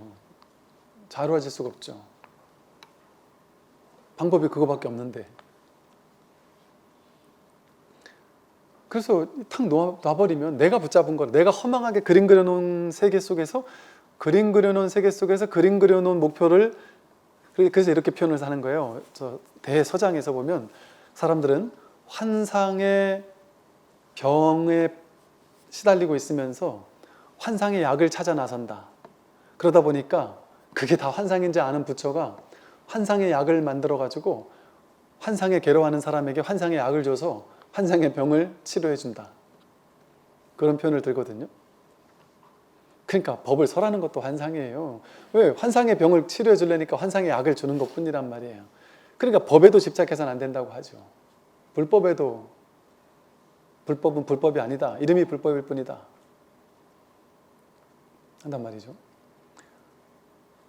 그래서 문득 몰록한 생각 내려놓으면 일단은 세상 속 편하게 사는 거예요. 그리고 생사를 몰록 놔버리세요. 그냥 생사를. 어차피 죽을 건데 뭐 내 뜻대로 죽을 것도 아니잖아요. 어차피 내가 생각한다고 나는 100살까지 살아야 돼. 그런다고 100살까지 살지 않잖아요. 자기 인연 따라 살다 가는 거지. 그리고 인연 따라 살다 가는 거 좋은 거예요. 내가 해석만 하지 않으면 그럼 생사를 몰록 놔버릴 수 있죠. 뭐 오래 사나 뭐 금방 좀 살다 죽으나 생각으로 쥐고 있는 게 많으면 오래 살아야 되겠죠 아마? 근데 뭐 오래 살 필요가 있어요. 살 만큼 살면 되는 거지. 그리고 얼만큼 살 만큼 사는 건지 나는 몰라요. 법신 부처님은 알아요. 그러니까 법신 부처님께 모든 걸 맡겨라는 거예요. 내가 아니라 법신불이 나니까. 내가 알량한 이 생각을 가지고 나는 몇 살까지 살아야 되고 나는 건강해야 되고 이런 거 믿지 말란 말이에요. 내가 생각이 만들어 놓은 가상현실이니까. 메타버스예요 그게. 분별의 메타버스예요. 이제 그거에서 깨어나는 거예요. 그 허망한 분별의 꿈에서 깨어나는 거예요. 그래서 진짜를 사는 거예요 이제. 진짜 생생한 하루하루를 사는 거예요. 드디어 깨어나는 거예요. 드디어 긴 꿈에서 깨어나서 다시 돌아와서 이 현실을, 그냥 이 심심한 현실을 놀이하듯 재밌게 사는 거예요. 장자의 가르침의 핵심이 노는 거다 이런 표현을 하거든요. 소요유. 그러니까 삶을 소유하는 거예요. 노는 거예요. 노는 거. 우리가 할 일이 그거예요. 그냥 몰록 놔버리면 삶을 놀 수 있어요. 여유가 생겨요.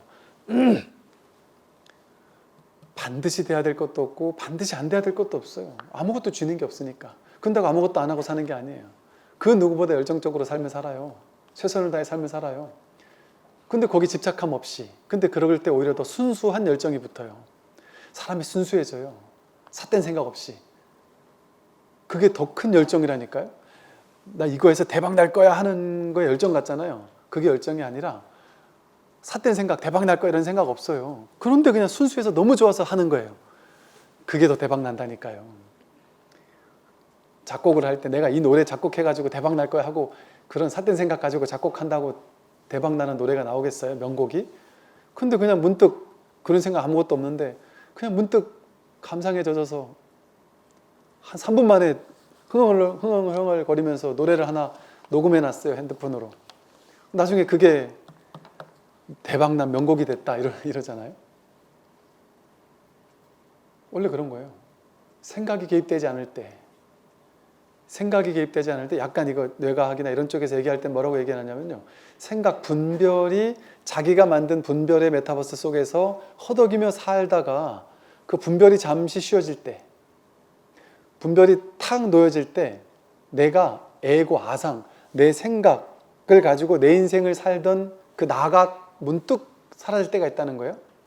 그럴 때가 이제 생각이 쉬어지고 조금 뭐랄까 좀 말로 한다면 그냥 근처에 가는 말로 한다면 딱 이 말은 아닌데 굳이 말로 한다면 약간 좀 직관적이고 이게 머리가 활동할 때가 아니라 뭔가 좀 직관적이고 뭔가 이렇게 가슴이 움직여서 무언가를 이렇게 턱턱 저절로 이루어지는 놀이처럼 내가 막 애쓰지 않았는데 저절로 막 이루어지는 것 같은 아니 내가 한 게 아니야 싶을 때가 있잖아요.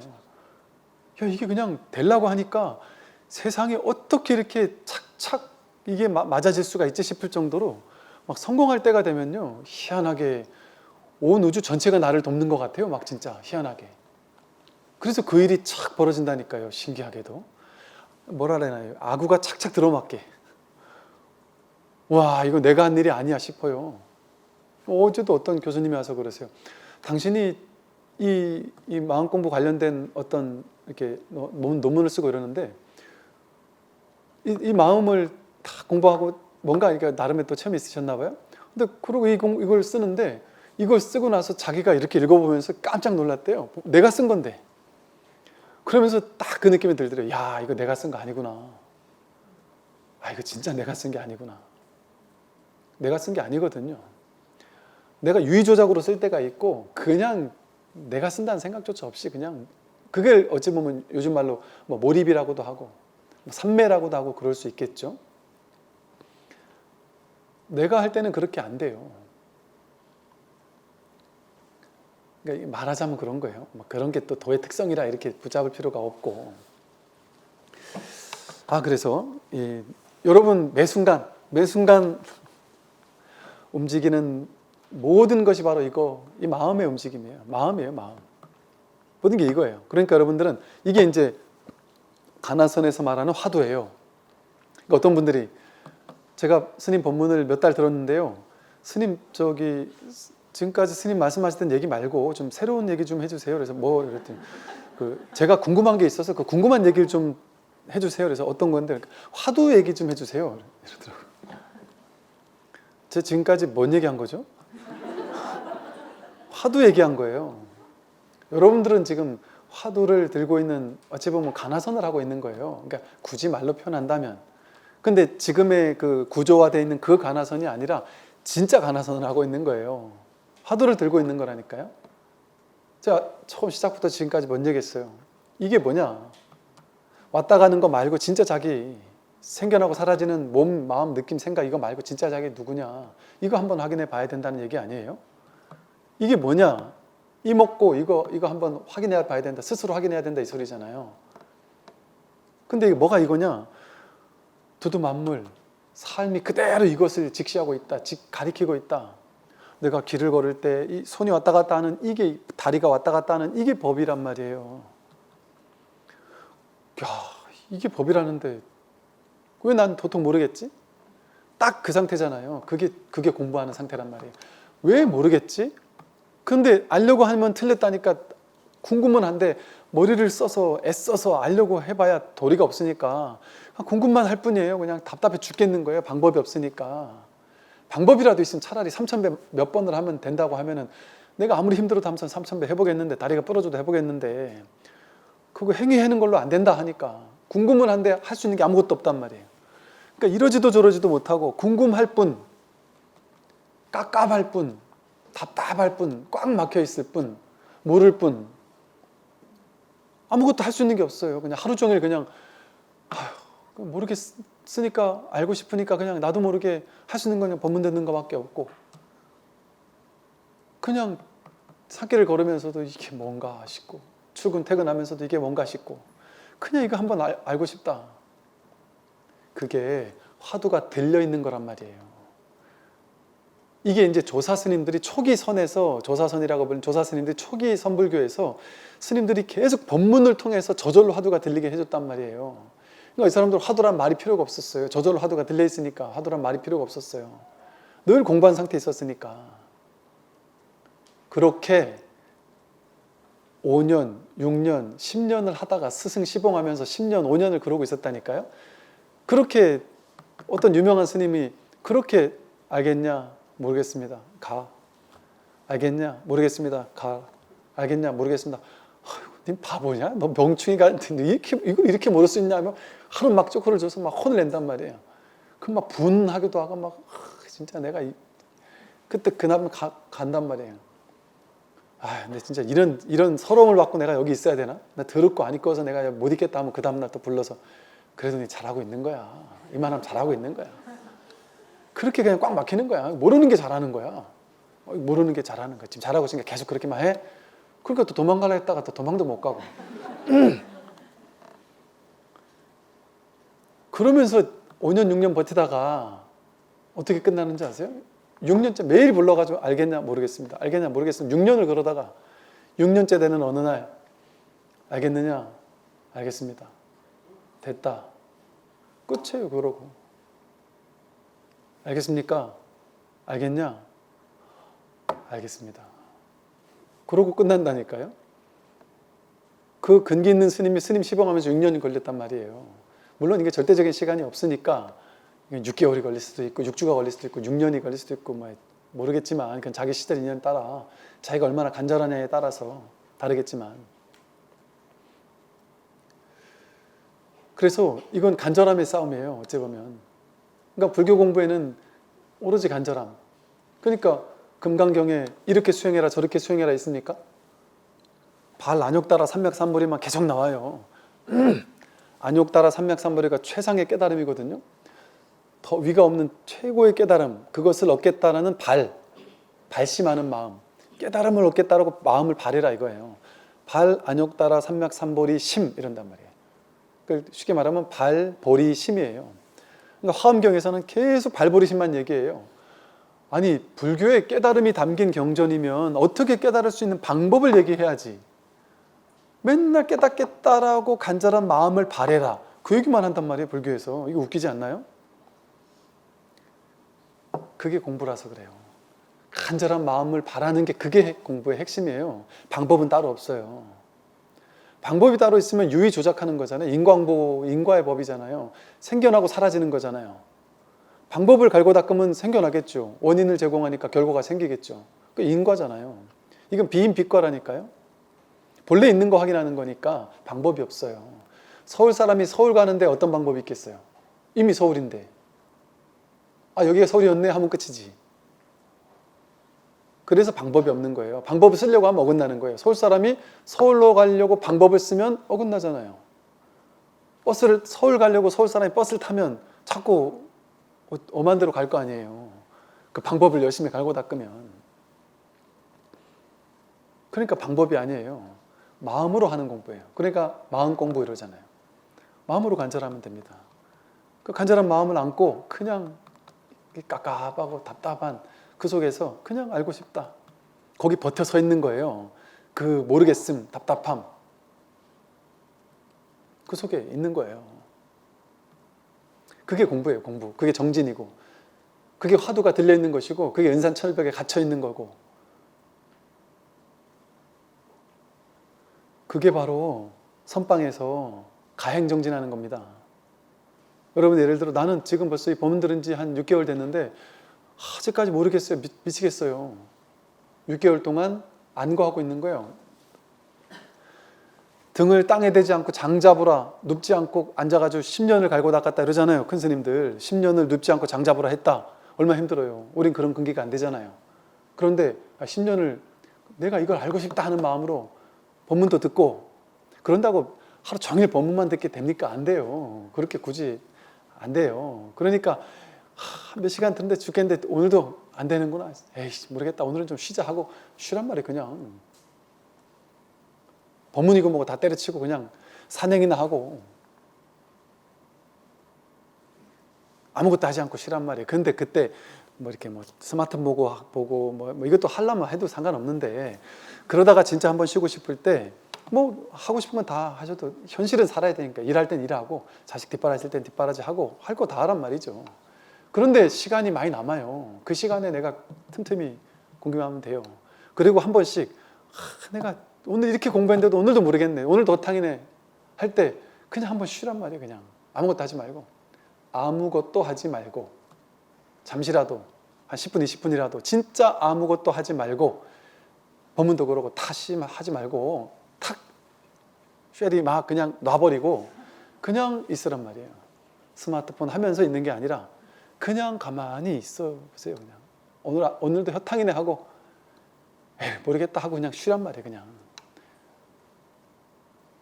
법문 열심히 듣다가 아무것도 하지 않고 그냥 쉴래요 하고 그냥 확 쉬다 보면 그때 되는가 보죠? 그런 분별하는 생각 갖지 말고 진짜로 쉬어란 말이에요. 진짜로. 그게 굳이 말한다면 묵조선하고 비슷해요. 그러니까 이게 가나선과 묵조선이 적절하게 이루어지는 게 좋아요. 깨닫기 전에는 성품 확인하기 전에는 가나선을 주로 하고 가나선이라고 말하는 지금 우리가 하는 이 이렇게 법문 듣는 선 언하대오를 깨닫고자 하는 가나선의 방식 법문 듣는 어떤 조사선의 방식을 주로 하고 그러면서 틈틈이 아침 저녁으로 한 번씩 법문 듣다 도저히 못 듣겠다 나 힘들다 할 때 그냥 무견히 있으란 말이에요. 아무것도 하지 않고 그냥 있으란 말이죠. 묵조선이 그거예요. 명상 묵조선을 가르쳐 달라. 그럼 뭐 대단하게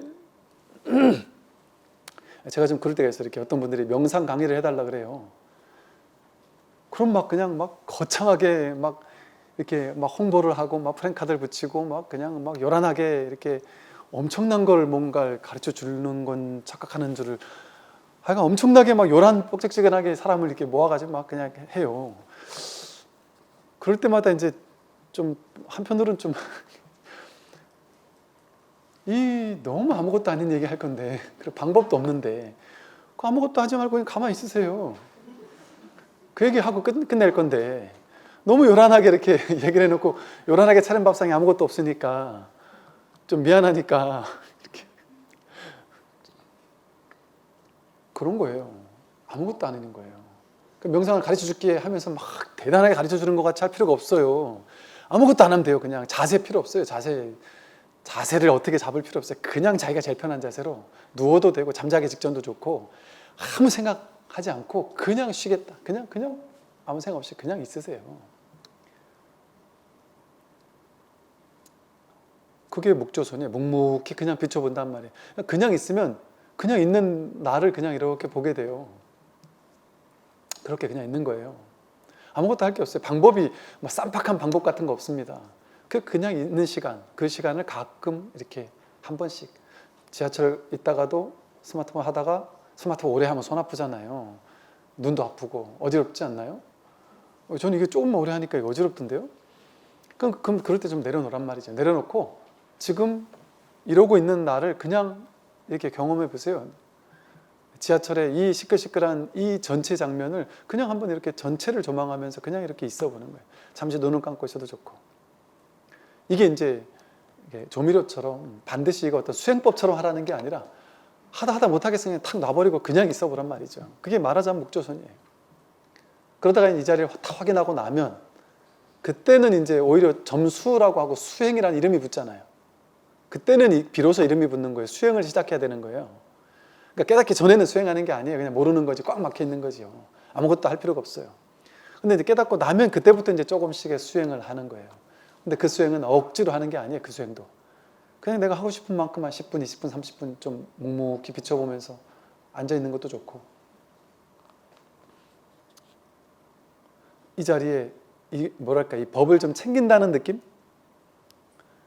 분별을 자꾸 이렇게 좀 낯설게 하고 이 법의 자리에 자꾸 이렇게 안착한다는 느낌? 그런 느낌, 그런 어떤 감이 있어요. 감이. 말로 표현할 수 없는 감이. 그 감 속에 이렇게 잠시 이렇게 있는 거예요. 그게 수행이라면 수행이죠. 그래서 그렇게 이제 공부를 꾸준히 이렇게 해 나가시길 바라겠습니다. 오늘 여기까지 하겠습니다. 수고하셨습니다.